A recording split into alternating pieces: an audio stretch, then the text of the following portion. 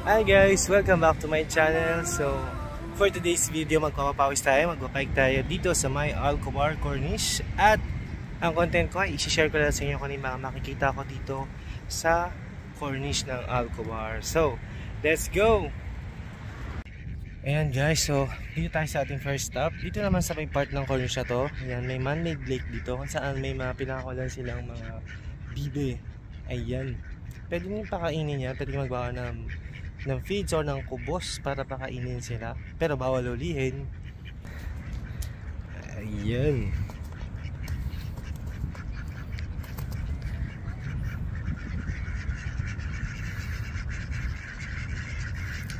Ang lakas mga probinsya nung sounds nila, no? So napaka peaceful ngayon dito, though ang weather ay mainit, 40 plus. Yan. Pero ang goal natin yan, magpapawis, and at the same time makakuha din tayo ng content natin. Let's go!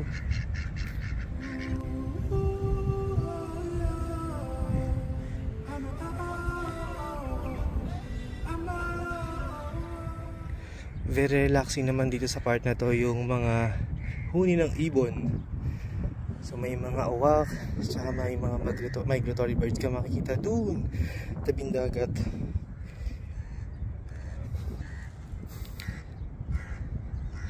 Lapit na lumubog ang araw. So let's go sa kabilang side.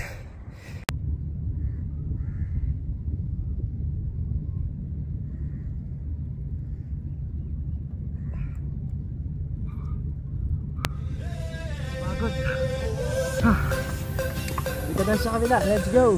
Dito naman yung next part na another man-made lake, kung saan lagi kong pinakontent yung tatlong bibe. Magkakasama sila lagi dito sa part na ito pag nag-walking kami sa gabi. Pero hindi ko pa sila nakikita ngayon. Baka nandun sila sa kabilang side. Yun, doon sa kabilang dulo may mga puti dun. Yun o. Yun o, nandun sila. So let's go sa kabilang side. Yan guys, dun tayo nang galing sa dulo. Tapos dun naman tayo pupunta sa kabilang side ng Corniche sa may tower. Let's go! So, palubog na yung araw guys. Another man-made lake dito between Le Méridien Hotel at ng Alcobar Corniche. So, ito na yung Corniche. Tapos dun sa kabilang dulo or kabilang side ng dagat, yan na yung Baharing. Let's go! So, dito na tayo sa kabilang side. The famous water tower or tawag ng ka-churchmate ko si Kuya Ronald, bahay ni Piccolo.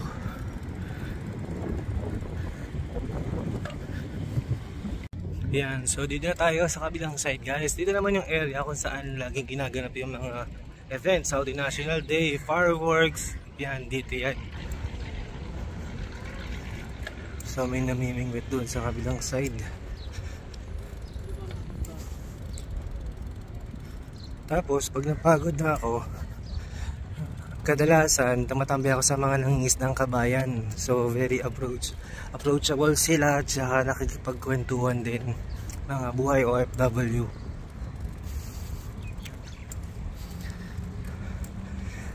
Today Saturday kaya hindi masyadong crowded. Pag Thursday tsaka Friday dito, grabe daming tao. Tapos pwede kayo dyan mag picnic, pwedeng mag ihaw sa mga dedicated na ihawan lang. Yan. Punta tayo doon sa kabilang side. Ditong side naman guys, dito din maraming nag-show. May nag-rollerblades, nag-skate, skateboard, at marami pang iba. Yan. Ditong part ng Corniche. So ayan, lumubog na yung araw. Tara sa kabilang side. Dito naman side ay yung malaking roundabout dito na mayroong malaking flag ng Saudi Arabia sa gitna. Tapos nandito na tayo sa malapit sa tower. Wala masyadong tao, ang sarap magtambay.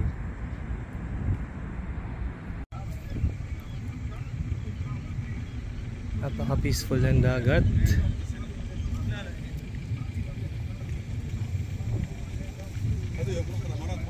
So dito tayo sa kabilang side na to. Guys, itong centerpiece na to, yan, alam niyo ba kung ano to? Ito naman yung hindi lang flag ng Saudi Arabia, pagkingdom sa gitna sa harap, yan, pero yan din yung korte ng mapa ng Saudi Arabia. Galing, no? Galing yung gumawa. Let's go. Uy, may nakita ako ibon na dumayb dun, sa tubig. Tara, let's.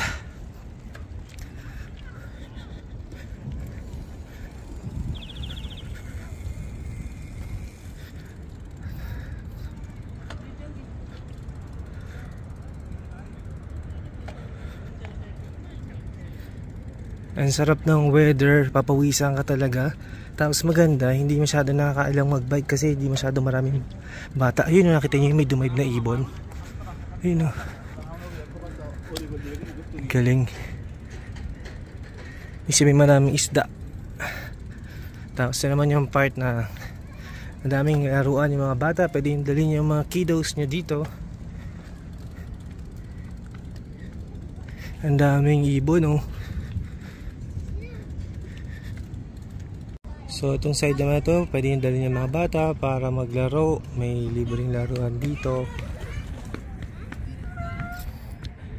Yan, dalhin nyo yung mga food nyo dito. Yan, may mga nangingisda din.